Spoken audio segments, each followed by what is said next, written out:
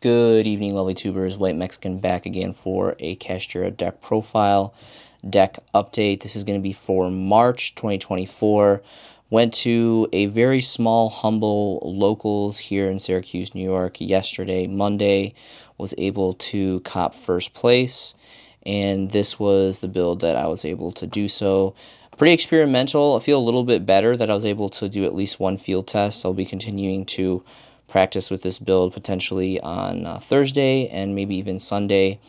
Pretty confident, did what it was supposed to do. There was a couple of interesting interactions that I'll go into detail later on in this video, but we're just going to go ahead and jump right into the main deck lineup. Starting with the Magic cards, three-dimensional Fisher. This card is MVP. It is pure premium plush, nothing but good stuff to talk about. This card stops Crow, stops Veiler, stops Droll, which is the most significant thing. Obviously, Snake Eyes hate this card, and we're in a very heavy graveyard format. This is really, really great. A lot of people, maybe unpopular opinion, don't really like this card. I personally think it's super great, and I will not cease to use this card. It's just always super, super premium. 3 Birth, 3 Planet, 2 Prosperity. I was playing 3. The consistency of 3 was pretty awesome. It wasn't so nice to open up more than one of them because it's a hard once per turn. You do only have 15 slots in your extra deck, and your extra deck is a huge utility box for Kashtira. You definitely don't want to proc off more than 12 from your extra deck. And you can't draw cards after this. You can't draw cards, period, after you activate this card. You can draw before, but not after. So really limiting with other draw power cards. So 2, I think, is the best ratios, in my personal opinion, moving forward. Just the same with Kashtira Theosis. Now, I used to think that 2 wasn't correct. I'm more so of the mindset that 2 is a lot less bricky. Every once in a while, when I was running 3, I would brick, and having 3 of these and opening more than one of them, potentially even 3, was the primary reason why I was bricking, and I really, really did not like that. That was not a good feeling whatsoever.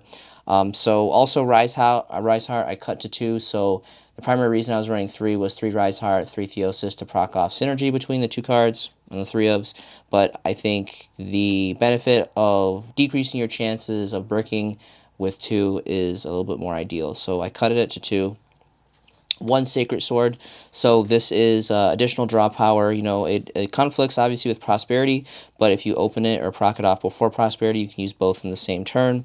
Nothing that's really, really neat about 7 stars is, say you have your Fenrir or your Unicorn, you drop it directly from your hand, you proc the search effect, and then after you do the search effect, you can use this card to banish whatever you specialed, clear your board, and then you have a green light to drop another special summon from your hand. Obviously, it doesn't have to be from the field. You can also just proc from your hand as well. So say if you have a Birth or Preparations or whatever have you, and you can proc this, you can banish your Kashtira body and get your +2, and then you can use your Birth or Preparations to special summon your body back, and then you can get the search effect that way. So 2-pronged attack on that, really, really great stuff.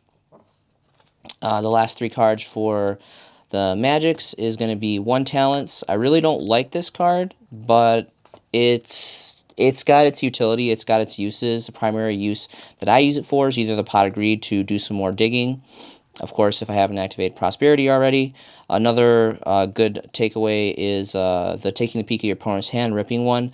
I actually, there was a matchup that I played yesterday against Yugioh where this was super plush. I was actually able to proc this off and rip the Nibiru out of my opponent's hand, which was really, really just really great, and that's pretty much the ideal thing. It's going to be either the draw 2 or a tactic against the Nibiru, because Nibiru is very, very scary against this deck, and you got to be careful about it. When called by, if they happen to proc a critical Ash or a Droll primarily, before you start getting your graveyard manipulation cards on board, and then of course the 4th Planet to search your field magic. Moving on to the monsters, this is where it gets a little spicy. We have 1 Ogre, of course. We're running the 1 Preparations, so this is, you have 1 search target. It also is the biggest Kashtira body with 28. Looks super cool and prismatic too, so you gotta love it. Big, red demon ogre guy. The biggest tech, most interesting probably tech choice is going to be 2 Time Escaper. This is an extremely old card from Generation Force, really awesome set, and it's an Earth level 2 Psychic. If you guys don't know what this does, effect reads: you can discard this card, target 1 face-up psychic type monster you control, banish it until your next standby phase. This effect can be activated during either player's turn. So the real plush aspect of this is that it's not hard once per turn. You can use multiple of these in the same turn, and there's kind of a interesting story where I actually won against a Raid Raptor player in the tournament, specifically using this card, and it was just total Yugi status, and it was really, really cool. So, and the ideal combo behind this, so ideally there's multiple applications, but for primary can't speak English today. Primary reason that I use this card is essentially to jump over targeting effects. So, say you drop your Fenrir, your Ogre, your Unicorn, whatever have you, and you go to proc your search effect, your opponent drops their imperm from the hand or a Veiler if you don't have, your D-Fisher up or whatever have you. You can proc this off, quick effect proc this, banish the target that you're using the search effect. You can still proc your search effect, and then also it clears your board, so if you have another body to special from your hand, you can just go ahead and have access to drop another body while jumping around Imperm, jumping around potentially Veiler. Obviously, if they ash it, you're not gonna get the search, but it does clear your board to drop another body and continue your procking your effects and comboing off. That's the ideal situation. I felt that 1 wasn't enough. If you're going to run this, you want to see it. So I think 2 is probably the best ratios. 1 isn't enough. 3 is too much. 2 seems to have worked the best in my personal opinion. So pretty awesome stuff. Another thing about this particular build that you'll notice here shortly is this is probably a very unpopular opinion and probably get a lot of flack for this, but staying true to my beliefs and my white Mexican theory here, this current build does not run Dimensional Shifter. Dimensional Shifter is an extremely powerful card. It goes without saying, one of the most powerful hand traps of the format. People have a lot of debates on the card of whether it should be forbidden or not. I'm personally of the mindset that it's a luck card. You have to open with it. It's one of those cards that if you do not open with it turn 1 or turn 2 before you start dumping product in your graveyard, it's essentially 3 bricks, and I am not much of a chance player. I do like to run certain aspects that are high risk, high reward, but when it comes to Shifter specifically, I really don't like how you have to open with it. If you don't open with it, it's a dead card. I would much rather double up on Dimensional Fisher and Macrocosmos and have the vulnerability to spot removal, but also have that continuous manipulation of graveyard control. So that is the specific reason why I'm not running Shifter. I know ideally Shifter is super good because if you lose the dice roll, you can proc it on your opponent's turn. It's really, really strong. I'm not saying it's not strong. It's just I personally have changed my tactics, changed my mentality, and I can see myself moving forward, at least at this point in time, more than likely not continuing to run Shifter, as I've seen specifically, at least with this very small locals. Again, I was able to cop first place, and it was without Shifter, and it was mostly just with other variant cards. So that's just kind of my personal white Mexican theory on that. Another thing that's pretty interesting is I run 2 Scareclaw. Scareclaw is such a blowout card. Do not sleep on the body negate. This is so good. You can special this, obviously, off of a Theosis. Theosis obviously special summons a defense, so you can attack with a 26 body in defense off of Theosis. Kashtira likes to put a lot of bodies on board quickly, attack for a lot of damage. You can risk it against the Nib, drop the Red Eyes Flare, and basically lock them out of plays next turn. This is super good for that aspect. Another thing that's really good is just the effect to turn off bodies on your opponent's turn or your turn by just battling Kashtira cards on the board is just completely blowout. Turns off Dragoon, turns off so many effects. It turns off effects that make cards untargetable, so you can do your Fenrir banishes. It's really, really good. I was kind of scared of running 2 because it could be a little cloggly. Luckily for me, at least, the last 2 tournaments that I've played with this specific build, I've yet to brick on this card, and I'm super happy about that. Time will tell how that works continuing on, but I am really, really happy about running two of them as opposed to 1. Really great utility card. The reason why I'm running, again, only 2 Rise Heart. I'm a big fan of running 3. I love Rise Heart. For the longest time, I was running a playset. It's a super great combo starter. The reason why I cut Rise Heart to 2 was to make room for the second Scareclaw, but also because I decided to cut Theosis to 2. And with Theosis at 2, there's not really a reason to run 2 Rise Heart, because again, the whole combo was 3 Rise Heart, 3 Theosis to have synergy between each other. But if you only have 2 Theosis, you only need 2 Rise Heart. And again, I needed to make room for the Scareclaw. So 2 and 2. For the hand traps, excluding Shifter, 3 Droll. Obviously, this conflicts with the Macrocosmos and the Dimensional Fissures. But if you obviously lose the dice roll, this is super premium. It slows down your most matchups a lot, and you're going to need that buffer zone to make sure that you give yourself time to set up your choke points for your opponent. Triple Ash, mostly this is for branded players. Branded players is still a thing, and this is just, you know, this can do a lot. And yeah, these are just the most variable hand traps, I think, personally, in this format right now. 3 Unicorn and 3 Fenrir. That is all for the monster lineup, and then I run 4 traps, triple Cosmos, and 1 preparations.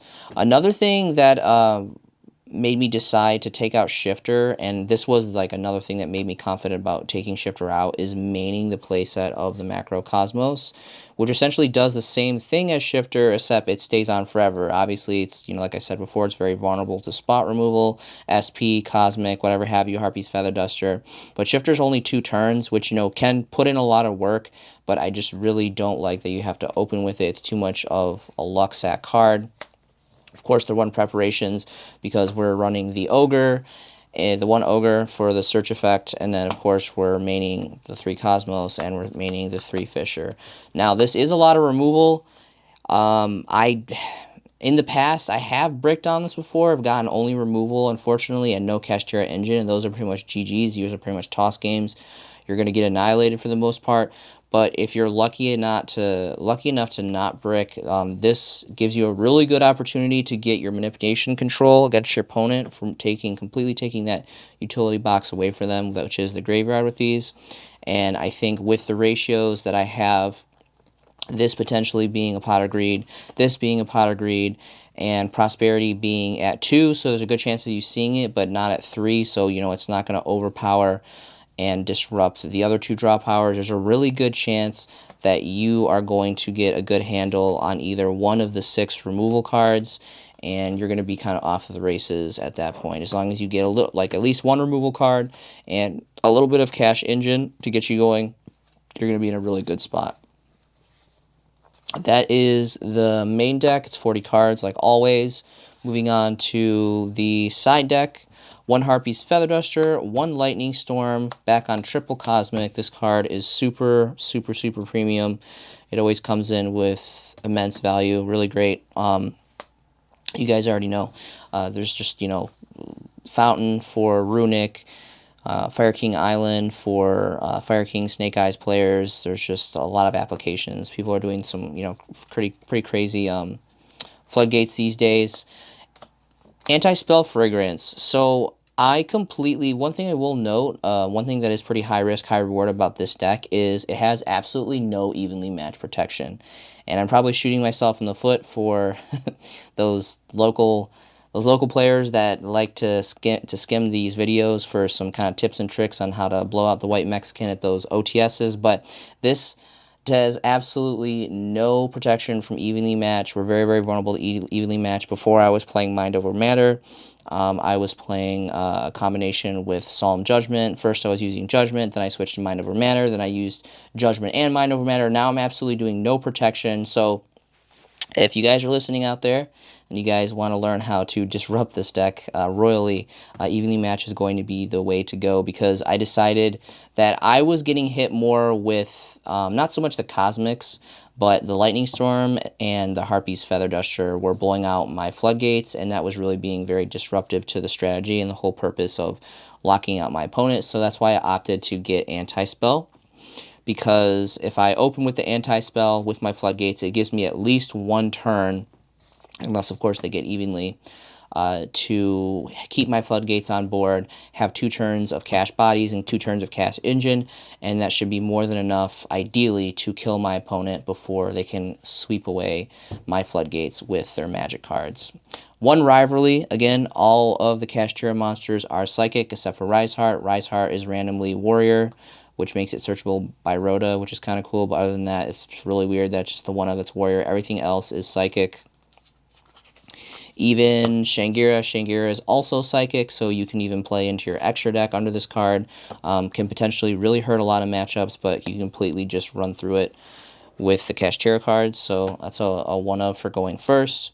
And then the Kings of going second, triple evenly match, and triple lava golem.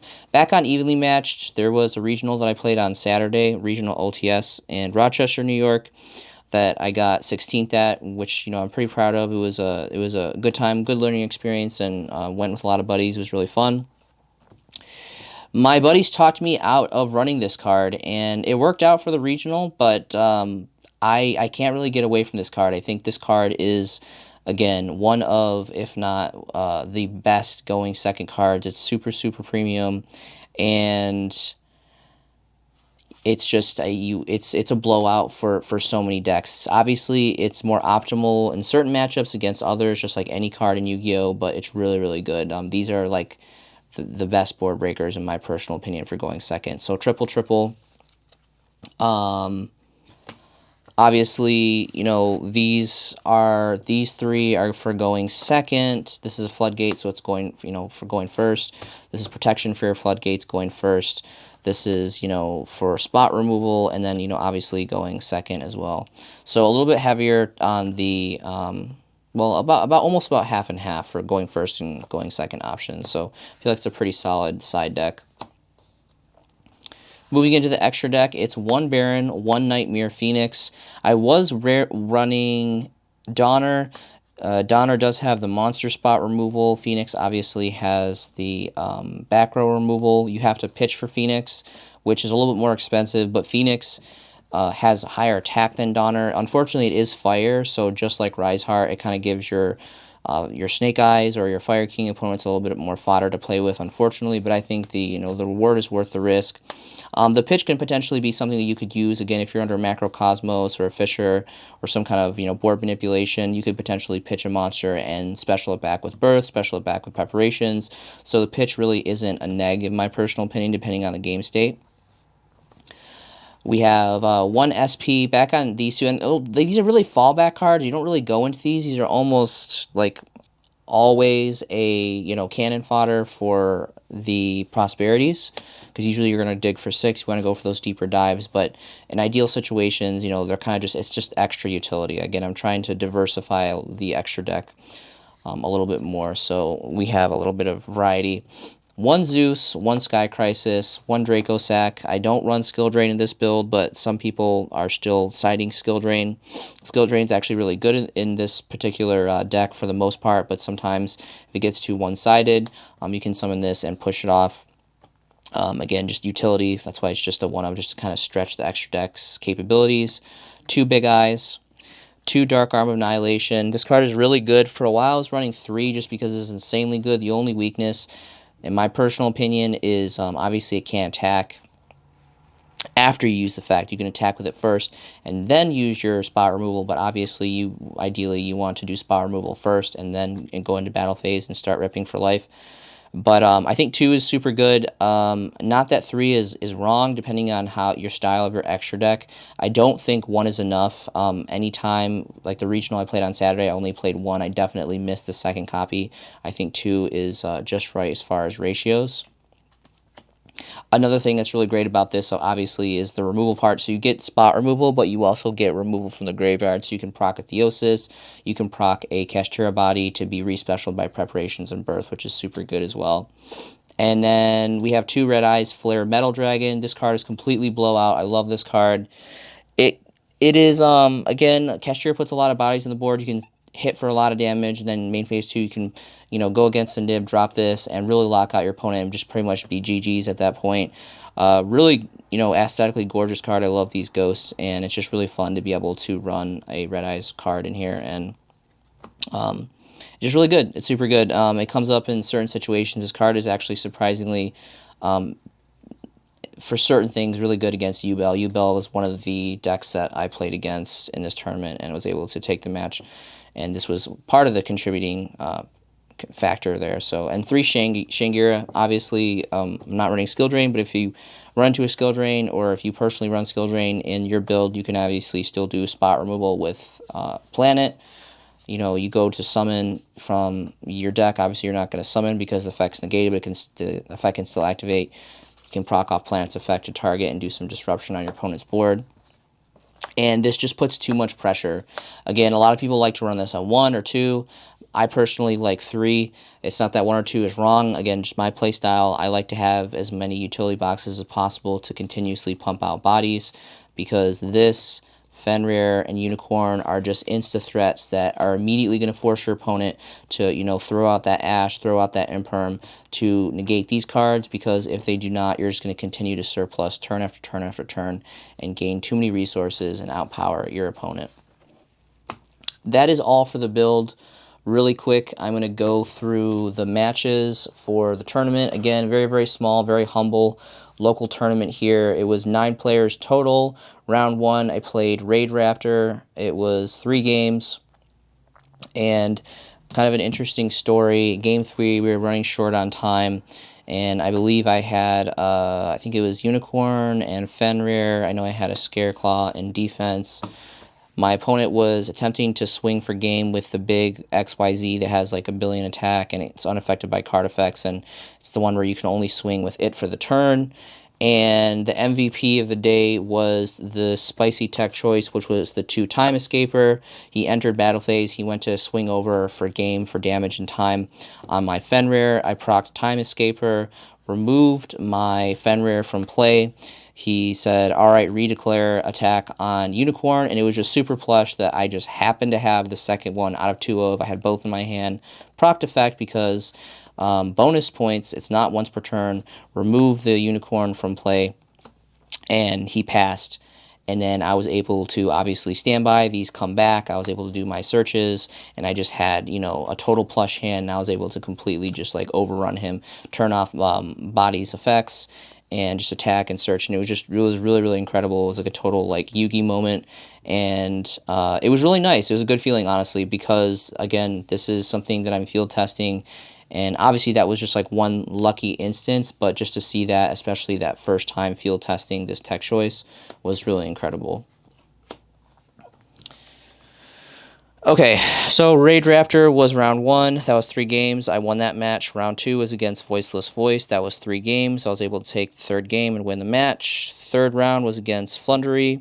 That was 2 games. I won that flat out. That was a victory on my part. And then round 4 was probably my toughest matchup, in my personal opinion. Voiceless Voice was pretty tough too.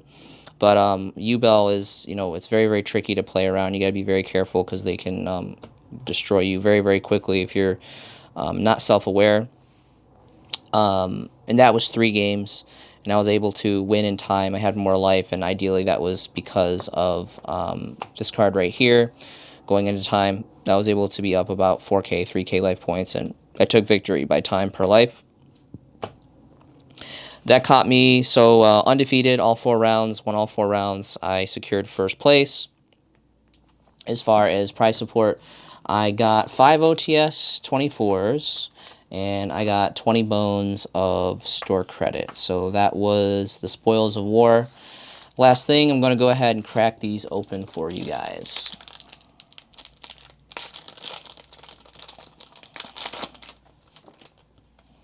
We have an ultimate rare Chaos Angel.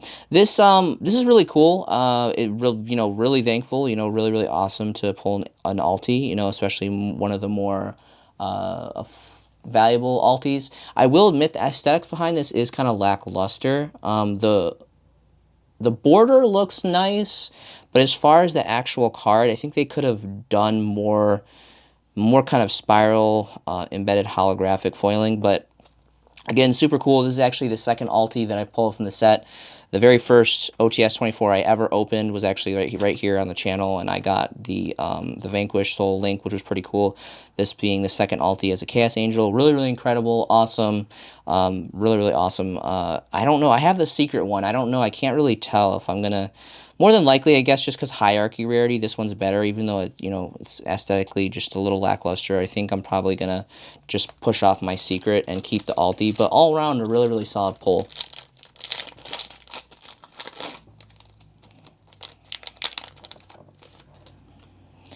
Tears of the Underroot, super.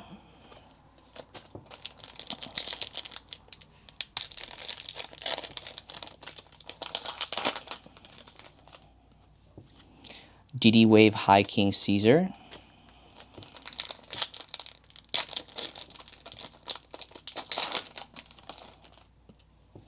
Another Tears of the Underroot super.